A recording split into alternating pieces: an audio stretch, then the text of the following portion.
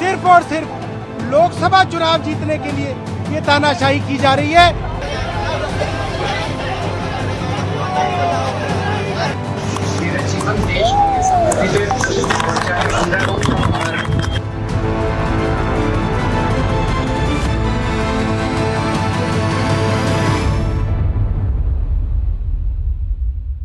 छह दिनों के रिमांड पर अरविंद केजरीवाल हैं। ईडी को केजरीवाल की रिमांड मिल चुकी है और अब 28 मार्च तक रिमांड पर रहेंगे अरविंद केजरीवाल। एनफोर्समेंट डायरेक्टोरेट को 28 मार्च तक की रिमांड मिली है। जेल में ही अरविंद केजरीवाल की होली मिलेगी। अब केजरीवाल इस्तीफा देंगे, दिल्ली को नया सीएम मिलेगा या नहीं मिलेगा, इसको लेकर सस्पेंस अभी बरकरार है। क्या उनकी धर्मपत्नी आगे आएगी, उनको प्रोजेक्ट किया जाएगा, आतिशी जिम्मेदारी संभालेंगी या फिर जेल से ही अरविंद केजरीवाल सरकार चलाने का मन बना रहे, क्योंकि बार बार आम आदमी पार्टी की तरफ से कहा जा रहा है कि इस्तीफा तो बिल्कुल नहीं देने वाले अरविंद केजरीवाल, जेल से ही सरकार चलेगी आम आदमी पार्टी की और 28 मार्च तक की। इससे पहले अरविंद केजरीवाल की कैबिनेट के कई साथी बेहद करीबी, चाहे मनीष सिसोदिया हो, सत्येंद्र जैन हो, संजय सिंह हो, ये सब भी कस्टडी में।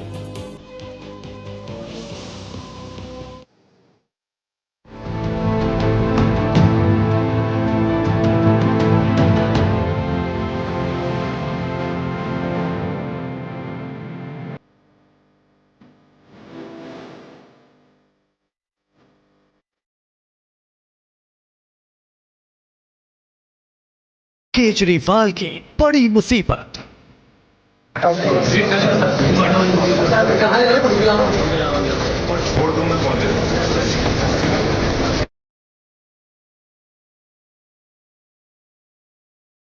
भ्रष्टाचार के सरगना को जी।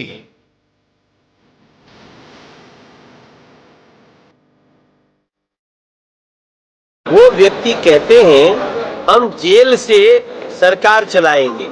मेरे भाई बहन, जेल से गैंग चला करता है, जेल से सरकार नहीं चला करती। केजरीवाल गिरफ्तार, जेल से सरकार।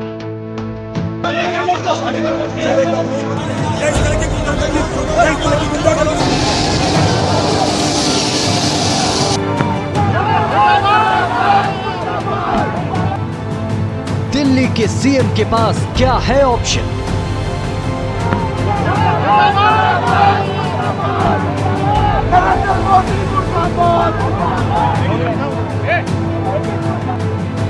कोर्ट ने राहत देने से किया इनकार।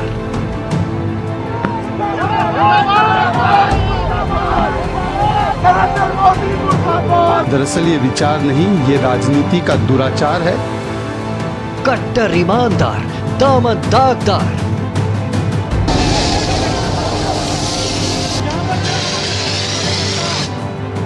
केजरीवाल की बड़ी टेंशन, आपका प्रदर्शन। सिर्फ और सिर्फ लोकसभा चुनाव जीतने के लिए ये तानाशाही की जा रही है। आपका सवाल, फंसाए गए केजरीवाल।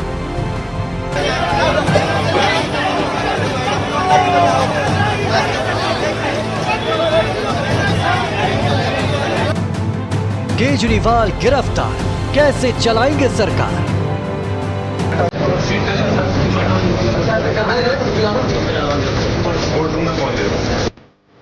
केजरीवाल गए जी, आप पे होगा खेल।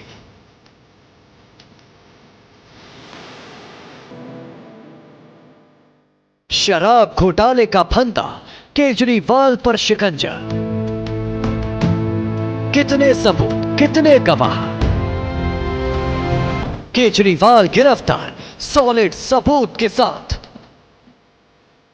तो केजरीवाल अब 28 तारीख तक कस्टडी में रहेंगे और अब कहीं ना कहीं मुश्किलें अरविंद केजरीवाल के लिए भी और ज्यादा विकट होती जाएंगी, आम आदमी पार्टी के लिए भी, और बिल्कुल सर पर लोकसभा चुनाव भी हैं। तो ऐसे में चारों तरफ से घिरते हुए आम आदमी पार्टी फिलहाल नजर आ रही है। संघर्ष कल रात से ही शुरू हो गया था दिल्ली की सड़कों पर।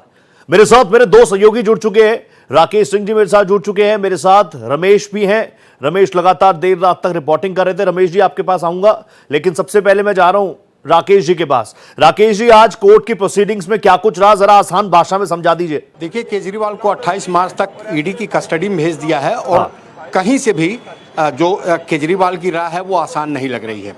चूंकि जो बयान है जो अप्रूवर बन चुके हैं इस मामले में 3 लोग अभी तक अप्रूवर बन चुके हैं जी। जिसमें राघव मंगूटा है, शरद चंद्र रेड्डी हैं और इसके अलावा विजय नायर है। जो शरद चंद्र रेड्डी है वो केवल ईडी मामले में अप्रूवर बना है, जो 2 बाकी लोग हैं वो सीबीआई मामले में हैं।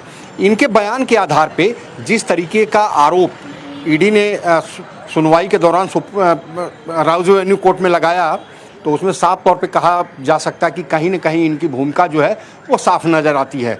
साउथ लॉबी से मीटिंग करना, किकबैक की बात करना, शरद चंद्र रेड्डी से 100 करोड़ की बात करना, वो जो फंड है जो किकबैक है वो उसमें से 45 करोड़ रुपए गोवा के चुनाव में जाना, ये तमाम जो दलीलें हैं वो दी गई। हालांकि अगर केजरीवाल की तरफ से बात किया जाए तो उनका साफ तौर पे आरोप था कि देखिए ये आखिर पैसा है कहाँ पे। अगर ये आरोप लगाया जा रहा है तो आखिरकार जो आरोप लगाया जा रहा है कि 100 करोड़ का जो किकबैक है, इसके अलावा जो प्रॉफिट है, जो शराब कंपनियां थी उनसे जो प्रॉफिट कमाया गया उसमें जो हिस्सा मिला, आखिर वो प्रॉफिट कहाँ गया, ये रोहित तमाम दलीलें दी गई। तो अब चूंकि 28 मार्च तक केजरीवाल को ईडी की हिरासत दी गई है, अब उसमें जो भी सवाल ईडी ने यहाँ पे उठाया है वो उन तमाम सवालों का जवाब तलाशेगी पूछताछ के दौरान केजरीवाल से। हालांकि एक बात मैं और साफ कर दूं जो सबसे महत्वपूर्ण है कि देखिए ईडी ने अपनी रिमांड कॉपी में क्या कहा है और सुनवाई के दौरान भी ये बातें कही हैं कि केजरीवाल चूंकि आम आदमी पार्टी के कन्वेनर हैं और कन्वेनर होने की वजह से जो पार्टी है वो भी कहीं न कहीं आरोपी है।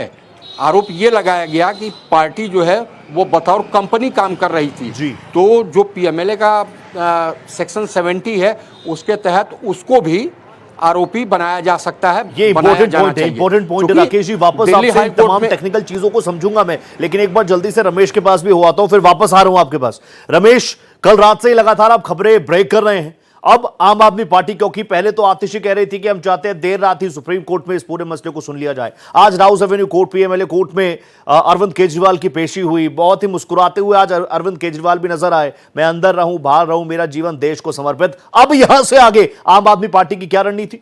देखिए, आम आदमी पार्टी ने पहले ही बी प्लान बना रखा था। उसे पता था, जैसे कहावत है कि बकरे की माँ कब तक खैर मनाएगी, तो कहीं ना कहीं उनको पता था कि ईडी उन्हें गिरफ्तार करेगी। और ये हर प्रेस कॉन्फ्रेंस में कहते थे जब ईडी नोटिस भेजती थी। तो जब अब 6 दिन की रिमांड है तो आम आदमी पार्टी, अभी तो नहीं पर अभी जो सूत्रों से जानकारी मिली है कि अतिशी के नाम पे चर्चा चल रही है कि अतिशी को बागडोर दी जाए जिससे कि दिल्ली की सरकार चले जाए। बड़ी अच्छी बात मनोज तिवारी ने कही। अगर उसको देखे कि जेल से सरकारें नहीं चलती, जेल से गैंग चलती है। मनोज तिवारी को पता है और जो लोग इससे जुड़े हैं सिस्टम से उनको पता है कि सारी जो गैंग चल रही है जेल से ही चल रही है। तो दिल्ली की सरकार कैसे चलती है ये तो आने वाले दिनों में। पर ये जो आम आदमी पार्टी ने जो फैसला लिया है 26 मार्च को वो प्रधानमंत्री आवास का घेराव करेंगे, ये एक बड़ा फैसला है। उसके बाद आप देखिए कि पंजाब में एक बड़ा फैसला लिया गया है कि प्रधानमंत्री का पुतला जलाया जाएगा विपक्ष के गठबंधन इंडिया द्वारा।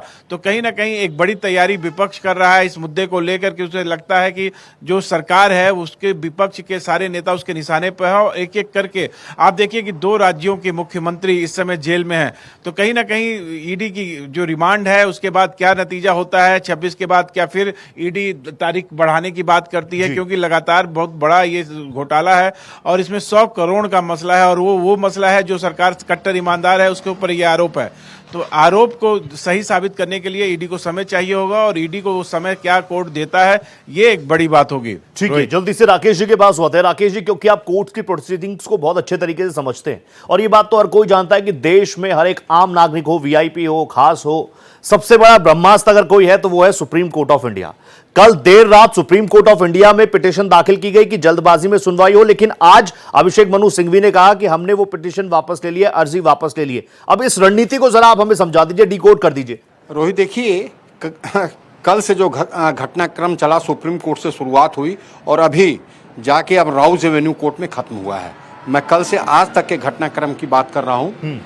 जो ई फाइलिंग होती है रोहित, उसमें दिखाया जाता है कि 8:57 पे ई फाइलिंग होती है। इसके बाद जो आम आदमी पार्टी की तरफ से बयान आता है कि हम जल्दी ही अप्रोच करेंगे, चूंकि फाइलिंग हो चुकी है, जल्दी ही हम रजिस्ट्रार को अप्रोच करेंगे, इसमें जल्द सुनवाई की मांग करेंगे।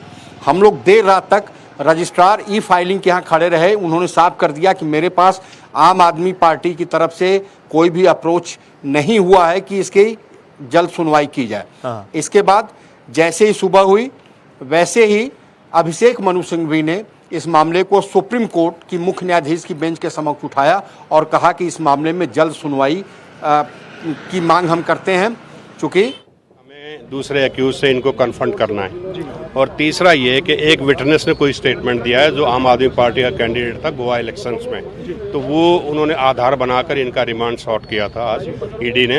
हमारा ये आर्गूमेंट्स था कि मनी ट्रेल कोई एस्टेब्लिश नहीं हुई है। 38 करोड़ का जो सुप्रीम कोर्ट के मनीष जी के केस में ऑर्डर आया था सुप्रीम कोर्ट का, उसमें ऑलरेडी एक मनी ट्रेल एस्टेब्लिश हो चुकी है जहाँ से अरविंद जी को कहीं कनेक्ट नहीं किया जा रहा। तो मनी ट्रेल से इनका कोई ताल्लुक नहीं है। जहाँ तक कन्फ्रंटेशन का सवाल है, 6 दिन की कस्टडी है, ये कन्फ्रंट करा लें जिससे कराना है, के कविता से कराएं या किसी और से करवाएं। और जहाँ तक विटनेस का सवाल है, जो स्टेटमेंट इन्होंने रिकॉर्ड किया गोवा के कैंडिडेट की, वो ऑलरेडी बीजेपी में स्विच ओवर कर चुका है।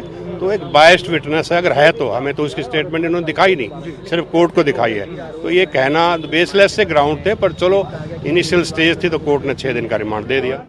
कि उन्हें मनी की ट्रेल जानने के लिए उनकी कस्टोडियल इंटरोगेशन करनी जरूरी है। 10 दिन की मांग रहे थे, पर जज साहिबा ने सारी चीज़ कंसीडर करके 6 दिन का रिमांड दिया है और अब वो 28 तारीख को यहाँ पेश होंगे दोबारा 2 बजे। सर क्या कुछ और ग्राउंड रखा गया और क्या कुछ देखिए, उनकी तरफ से कहा गया कि जो पैसा गोवा में इस्तेमाल हुआ है वो इल गॉटन मनी थी और उनके पास कुछ ऐसे गवाहों के जो उन्होंने कहा बयान है जिससे पता चलता है कि उनको कैश की डिलीवरी हुई है। परंतु हमारी तरफ से जो वकील साहिबान थे उन्होंने कहा कि इसमें कहीं भी अरविंद केजरीवाल जी का ना पहले कभी नाम था ना आज के दिन का नाम है, और जिन गवाहों के बयान ईडी ने रिकॉर्ड किए हैं उनमें भी उनका नाम कहीं नहीं है। ऐसे में उनकी कस्टोडियल इंटरोगेशन बनती नहीं है और हमने उसको अपोज किया था।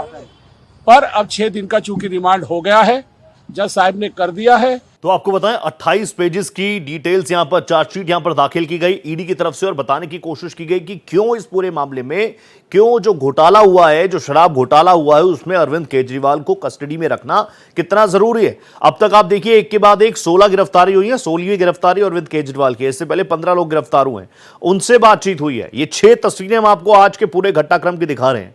कल देर रात से जो पूरी चीजें शुरू हुई जब अरविंद केजरीवाल को गिरफ्तार किया गया, उसके बाद ही आपने देखा कि सड़कों पर उतर गए थे आम आदमी पार्टी के कार्यकर्ता। आज उन्हें जब राउस एवेन्यू कोर्ट पे पेश किया गया तो तब किस तरीके का माहौल था। पूरी दिल्ली में भी अलर्ट था। दिल्ली पुलिस काफी ज्यादा एक्टिव थी कि दिल्ली के अलग अलग इलाकों में बड़ी संख्या में लोग ना जुटे। और अब से कुछ देर पहले बड़ा फैसला आया 28 तारीख तक, 28 मार्च तक आपको बताएं कि अरविंद केजरीवाल को अब कस्टडी में रहना होगा। 6 तस्वीरें आपके सामने, एक के बाद एक कई पॉलिटिकल रिएक्शंस भी आ रहे हैं, वो भी आपको सुनाएंगे। आम आदमी पार्टी जहां कह रही है कि लोकसभा चुनावों के चलते, सिर्फ और सिर्फ लोकसभा चुनावों के चलते इस कार्रवाई को अंजाम दिया गया है, तो दूसरी तरफ भारतीय जनता पार्टी, केंद्र सरकार ये कह रही है कि जो बोओगे वही काटोगे वही पाओगे। इसका बड़ा अपडेट यह है कि अरविंद केजरीवाल अगले 6 दिनों तक ईडी की कस्टडी में ही रहेंगे। सवाल जवाब का सिलसिला होगा। आपको बताएं 16वीं गिरफ्तारी अरविंद केजरीवाल की, और इससे पहले जिन जिन लोगों की गिरफ्तारी हुई, जिन जिन आरोपियों की गिरफ्तारी हुई, उनसे जो इन्वेस्टिगेशन के दौरान इंफॉर्मेशन निकली, अब उसको लेकर भी अरविंद केजरीवाल से सवाल जवाबों का सिलसिला शुरू हो जाएगा। 6 तस्वीरें आपकी टीवी स्क्रीन पर, 6 तस्वीरें हम आपको दिखा रहे हैं। पहली तस्वीर जो है वो कल देर रात की है। कल देर रात तक आपने देखा किस तरीके से दिल्ली में वो पूरा संघर्ष चलता रहा। एक तरफ आम आदमी पार्टी के कार्यकर्ता सड़कों पर बैठ गए, दूसरी तरफ देर रात तक लगभग 10 बजे के आसपास तक अरविंद केजरीवाल उनके आवास पर ही मौजूद थे। फोर्सेस भी पूरी तरीके से तैयार थी। धारा 144 लागू थी। उसके बाद कोर्ट में पेश किया गया अरविंद केजरीवाल को और काफी देर तक फैसले का इंतजार किया गया। हालांकि कोर्ट ने फैसला पहले ही रिजर्व रख लिया था। तो आज की कश्मकश कुछ इस तरीके से रही।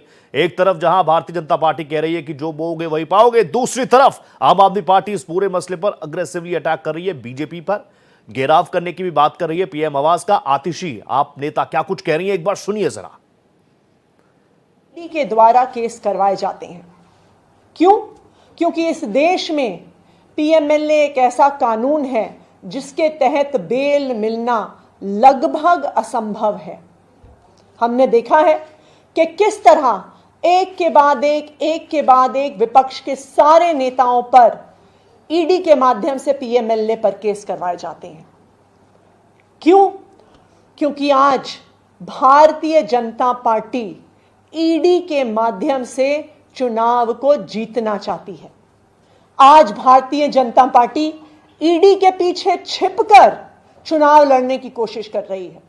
इसका एक उदाहरण हमने मात्र 1 घंटे पहले देखा कि भारतीय जनता पार्टी का मीडिया सेल ईडी द्वारा जमा की गई रिमांड एप्लीकेशन को सारे मीडिया चैनल्स को भेजता है, जैसे कि ED enforcement directorate Bharatiya Janata party का कोई संगठन का हिस्सा है जो भारतीय जनता पार्टी उनकी प्रेस रिलीज इशू कर रहा है। आज ये बिल्कुल साफ है कि तो आतिशी को आपने सुना। अब से कुछ देर पहले बीजेपी ने भी प्रेस कॉन्फ्रेंस की।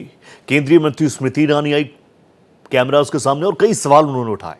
उन्होंने कहा कि विजय नायर अरविंद केजरीवाल के खास आदमी हैं और कोर्ट के अंदर भी ईडी की तरफ से कई पॉइंट्स रखे गए थे, कई फाइनेंशियल ट्रांजैक्शंस का जिक्र किया गया था। इस पर अरविंद केजरीवाल की तरफ से कुछ नहीं कहा गया। क्या कुछ कहा है, सुनिए जरा।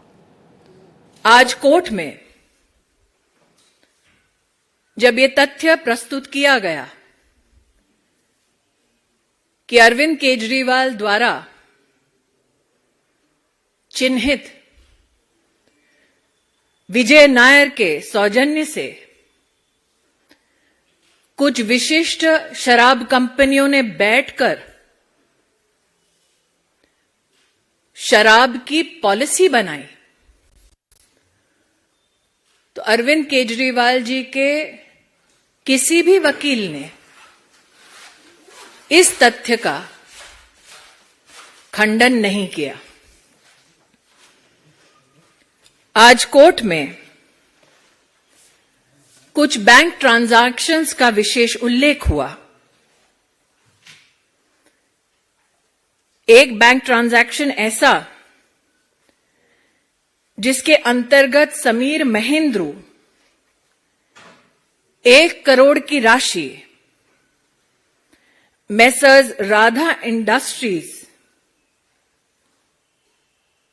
में ट्रांसफर करते हैं। कोर्ट में जो मीडिया की एजेंसीज के माध्यम से दस्तावेजों में ध्यान में आता है, विजय नायर को समीर महेंद्रू 2 से 4 करोड़ रुपया देते हैं। इसका भी अरविंद केजरीवाल ने खंडन नहीं किया, ना ही अपने आप को इससे दरकिनार किया।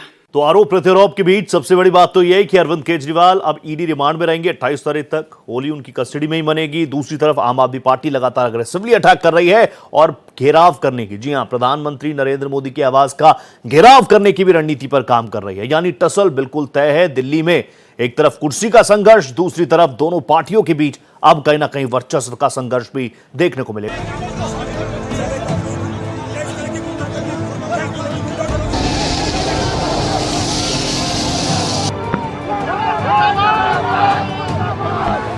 सिर्फ और सिर्फ लोकसभा चुनाव जीतने के लिए ये तानाशाही की जा रही है।